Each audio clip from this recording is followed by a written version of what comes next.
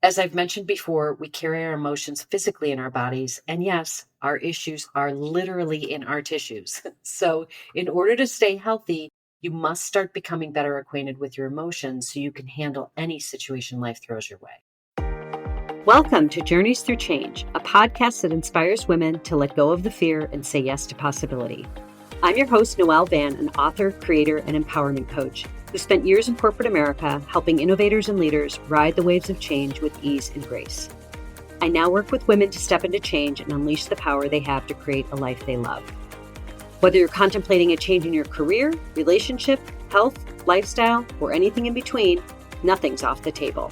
I'll be offering up simple insights to help you manage the ups and downs of change and sharing interviews with successful women who took a leap of faith to create the life they knew they were meant to live, sharing their wisdom, advice, and all the juicy lessons they learned along the way. So get cozy in your favorite comfy chair and let's get started. Well, it's been an exceptionally crazy past few weeks, and regardless of your political affiliation, this election took a lot of steam out of all of us. When times like these present themselves, the intensity of our emotions can sometimes feel overwhelming. So I decided to focus this episode on a few ways you can do something as simple as writing to help express and process those tricky feelings when they come up. Now, I'm going to present these as journaling techniques, but for those of you who are not into journaling, it's totally fine. This can literally be done by just putting pen to paper, really of any kind, and you'll still get the benefit out of it. There are quite a few, but I wanted to share the most powerful ones. Now, do keep in mind, these are simple techniques, although they may sound a little corny. They are surprisingly helpful when it comes to accessing, especially more suppressed emotions. Now, the first is called stream of consciousness writing. And to set this up, all you need to do is set a timer for maybe 10 to 15 minutes and just start writing continuously without censoring yourself. It will feel a bit weird in the beginning, but all you need to do is let your thoughts flow freely onto the page and resist the urge to think about it at all. Just concentrate on writing whatever comes to mind without worrying about structure, grammar, or coherence. This technique allows you to explore raw emotions without overthinking or judgment, and it often brings subconscious feelings to the surface, providing you with more clarity and a sense of emotional release. A few good prompts for this are, what am I feeling right now? Or if my emotions could speak, what would they say to me? And this gives your subconscious mind the freedom to express and download information about how you're feeling that you may not even be aware of. The benefit of this exercise is to dig deep and access your true emotions. And once you're aware of what they are, you can let them surface and ride them out.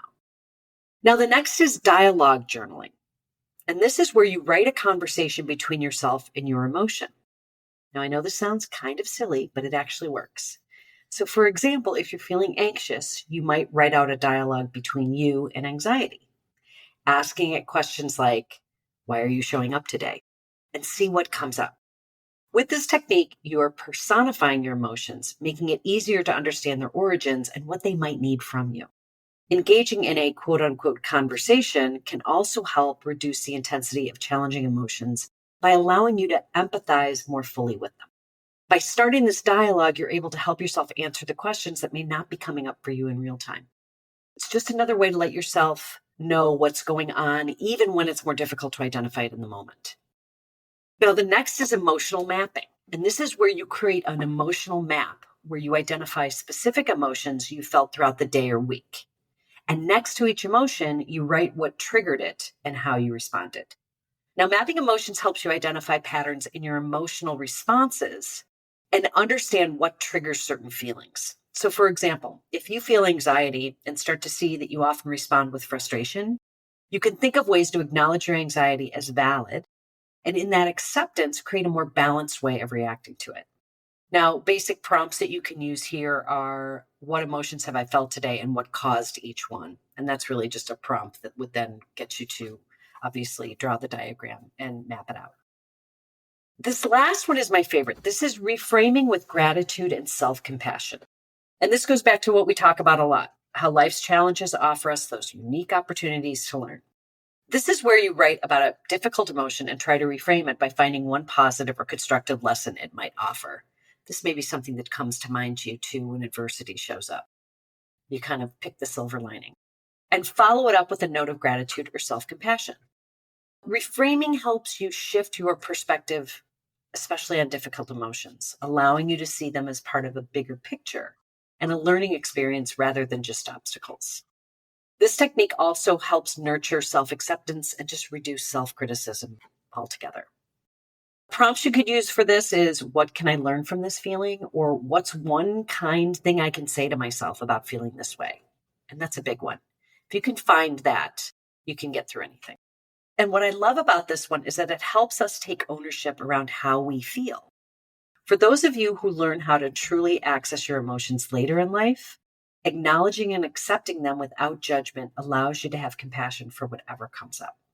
So as simple as that sounds, it's actually a significant step toward emotional maturity, which is having agency over how you feel so you can manage your internal well-being under any given situation with greater ease and grace. And it's really the greatest gift you can give yourself, an important form of self-care that we rarely talk about. Now, each of these techniques can help you process emotions from a place of understanding and empathy, allowing you to work through them constructively rather than pushing them aside. Now, the last exercise I will share, which is kind of a bonus, is a good one when there is another person involved and you need to work through difficult emotions around a relationship of any kind that may feel hard to navigate. I have used this a bunch in my life, and it is surprisingly helpful to help me better understand how I'm feeling, especially when preparing to talk with someone about a topic that feels exceptionally challenging. And this is writing letters for closure or forgiveness. For this one, you write a letter to a person involved in the experience, or even to yourself, expressing everything you feel. You don't have to send the letter. It's just a safe space to articulate complex feelings, self-disclosure, or offer forgiveness. For some, the letter may never see the light of day, which is fine, but for others, it may be a good way to get it all out and determine how you may want to articulate it in person. Writing letters allows you to process emotions like anger, sadness, or regret, and it gives you a way to release pent-up feelings and understand your perspective better. And if needed, find forgiveness or closure from yourself or others. It may go something like, "Dear person's name," or yourself, "Here's what I need to say," or "I forgive you for XYZ. All in all, these are just simple ways to get your emotions up and out onto paper. As I've mentioned before, we carry our emotions physically in our bodies, and yes, our issues are literally in our tissues. So in order to stay healthy, you must start becoming better acquainted with your emotions so you can handle any situation life throws your way. Success comes with practice, and in times like these, we need all the help we can get to become stewards of our physical as well as our emotional well-being. To stay in the game of life fully engaged, energized, and ready to receive all the good things we deserve. That's it for now. Until next time. Thanks for listening to the Journeys Through Change podcast. You can find us on Spotify, Apple Podcasts, or really wherever you get your podcasts. And be sure to follow us and leave a review if you've enjoyed this episode. And share it with a friend or on social media to spread the good word, so more women like you can find us and join in on the fun. For more information on the podcast or Day by Day book, go to livedaybyday.com.